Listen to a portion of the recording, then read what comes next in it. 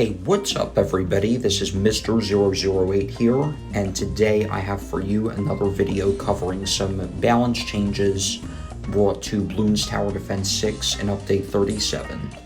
So, unfortunately I cannot sell this Absolute Zero, but what I can do is sell almost everything else. I'm not going to sell the Perma Spike, just in case there's like some tiny leak of whatever kind, whenever that may be, but hopefully we will not run into any situations like that. But just in case I were to think that I could do better on a round and need a little bit of a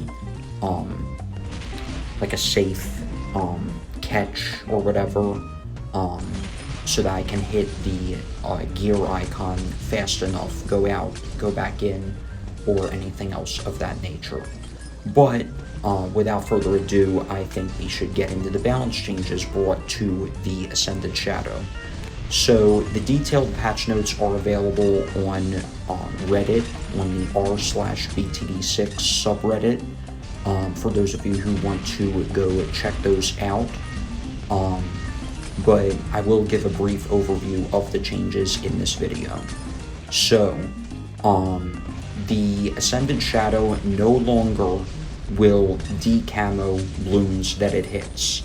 However, this is not necessarily a nerf because, one, it gives global camo detection to all your other towers. Take a look right there at these camo icons. There's no radar scanner or anything like that. This is from the Ascended Shadow. It does not matter where we put this Dark Monkey. It will be able to pop camo bloons. That's because of the Ascended Shadow. It works the same way as Etienne's UAV once he reaches level 8. All towers on screen get camo detection for the rest of the game as long as you do not sell it.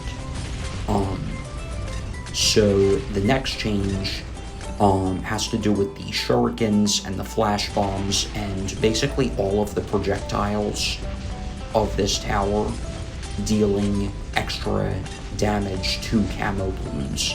So makes it that much more reliable against DDTs, because you won't be running into anything other than DDTs at this point that are camo. So that's basically what it is. It's a buff against DDTs. So that is a quick summary of that. And lastly, it is stronger against all bloon types in another way, and that's because it has a permanent Grand Saboteur effect, not only by slowing down all non-bad bloons like it used to, because that is still here. It is not gone, but it has been joined by another sabotage effect, and that's that all bloons, even bad bloons, will spawn with 25% less hit points than they would had you not gotten this tower. So it's basically a permanent version of the 5th tier ability, the Grand Saboteur. So that is pretty nice to see. And notice how even when this tower is not attacking the bloons directly, I'll show you when we get to the next round. So we'll wait for some bloons to spawn in, and even before those sticky bombs explode, notice how that pop count went up. That is because of the reduced hit points of those bloons that have been spawned. So that is pretty nice to see. That being said, I do think that this tower is now overpowered because of these changes. I'm not gonna lie. I mean, I can see how Ninja Kiwi wants to make each Paragon more unique, and I do like that.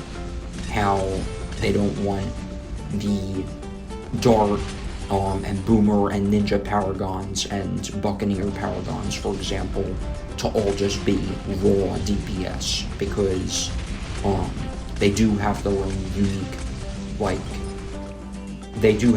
uniqueness, is, if that's a word, uniquenesses or unique properties rather, For example, the Dart Paragon works best on maps with walls so that its projectiles can bounce off of those obstacles and split into even more projectiles and all of that. The Boomer works best in close range because of its orbital glaives, and it also has that knockback that was nerfed, but it still is part of what makes the Boomerang unique in that sense. Then of course there's the Ninja that can't knock back any Bloons, but it can, or at least it can't knock back Moabs. It can basically use super flash bombs, not even the sticky bombs, just super flash bombs that it shoots out every couple shots, those red things that are accompanied by the black shurikens, of course. Those are what stun all of the non-bad Moab class Bloons, and so that's nice to have for the Ninja, and of course the sticky bombs and all of that have global range and deal lots and lots of damage to single targets with a little bit of splash damage sprinkled in. And then of course there's the Buccaneer Paragon, the only one of those four that has an ability, can insta-kill bads, and it can only be placed on water, but despite that it's still ridiculously strong for its cost and all of that. So each Paragon is becoming more unique compared to when it was just the Dart and Boomer, and then the Ninja was added in, and then the Buccaneer was added in. Like, since those times, Paragons have become more unique, and I do like that.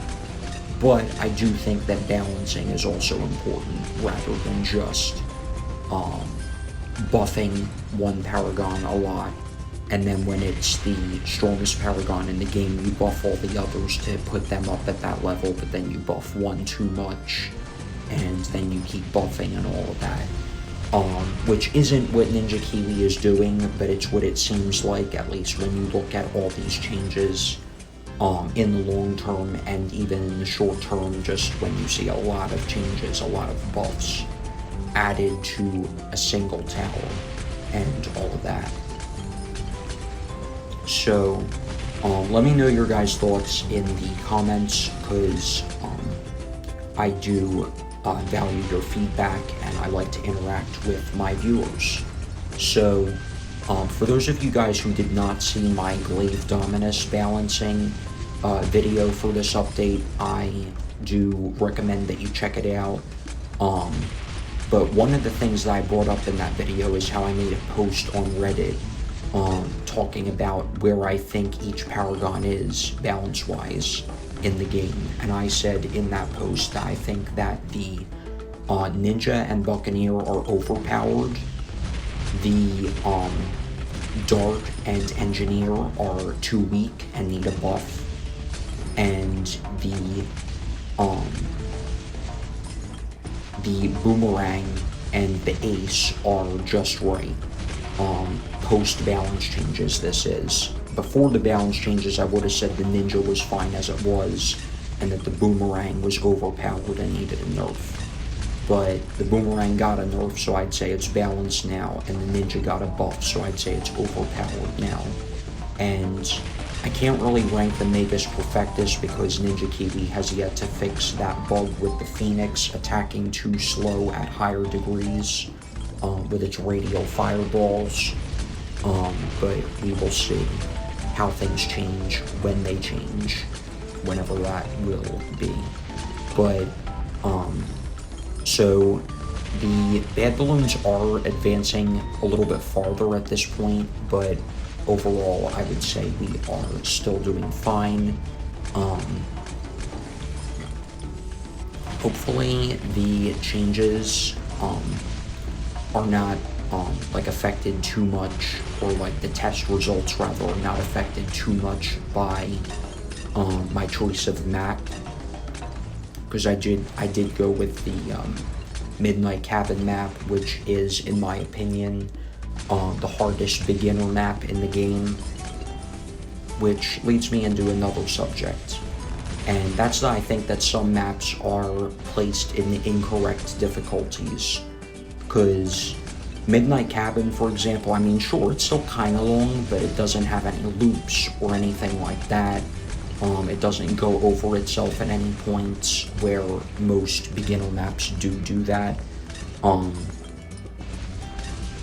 Like if you compare this to Frozen Over or Candy Falls or a couple of other maps along those lines, or even In the Loop, they're noticeably easier than this map. I mean, sure, there is some water to work with, so one could argue that that is enough to keep it justifiably a beginner map, but I don't know, I think it should be an intermediate map. Also, certain other maps, like Infernal, for example, is considered an expert map, but I think it should be downgraded to advanced because it's the easiest expert map in the game, or maybe that would be Dark Castle, I don't know. But Dark Castle and Infernal, I would say, should be downgraded from expert to advanced, whereas there are a couple of advanced maps that I think should be upgraded to expert, such as Mesa, because it has 2 paths that don't intersect at all, and like it's hard because of the inclination, the line of sight issues and things like that. It's hard to like to do things on that map to beat certain game modes, especially Chimps mode and Half Cash and all of that, because of how the map is set up. And a couple of other advanced maps I think should be expert as well, like Geared and trying to remember what that other one is called. X Factor, I think. That's right. I think those should be expert instead. And I remember one of my least favorite maps when the game first came out was Rake, and the reason I hated that map so much was not necessarily because of the map itself, but more so because of the problems I had with the, I had problems with the targeting of certain towers, because when you have multiple paths on a map and one's longer than the other, and you place a tower towards the end of the map, it may hit a balloon. Even if it's set to first, it may target a balloon that is not the closest balloon to any of the exits. And that's what I don't like about the targeting, that first is considered the balloon that has traveled farthest since the start of the map, rather than what I think it should be, which is the balloon that is closest to the exit of the map, or an exit of the map in this case, since we are talking about a problem that players only have to deal with on multi-path or multi-lane maps. So, there are of course some things that are around now in the game that can make that map far easier to beat,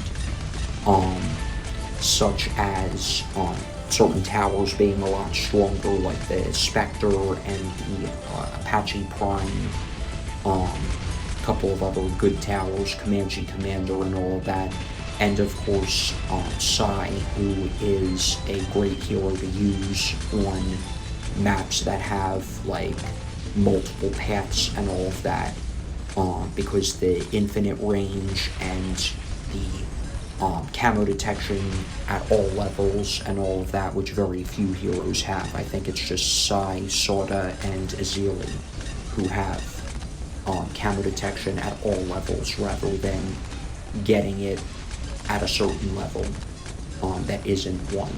So yeah, things like that have made that map less annoying over the years, but it's still a time that I remember that I wasn't too fond of in BTD 6 history.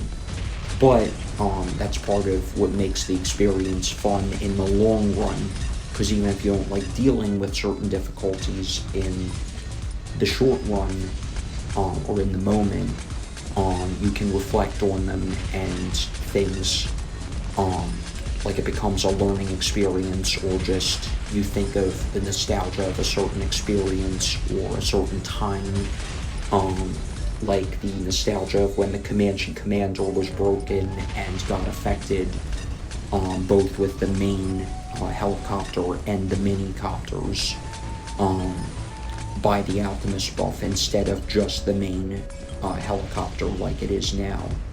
So, getting back to the game, or our game, right now, we are closing in on around 200, and I don't know if we're going to beat it, because a normal bad gets almost halfway through the part of the map that the ninja has range covering, so I think it's going to be close. I would be really happy if we can beat round 200, but I don't know if I see it happening. Because, yeah, the second bad spawns too soon, which means we can't get the sticky bombs to affect the correct balloon and all that. So it looks like we are going to lose here. But, there we go. We got over 241 million pops with the Ascended Shadow starting on round 140. I believe, or was it 141? Something around there.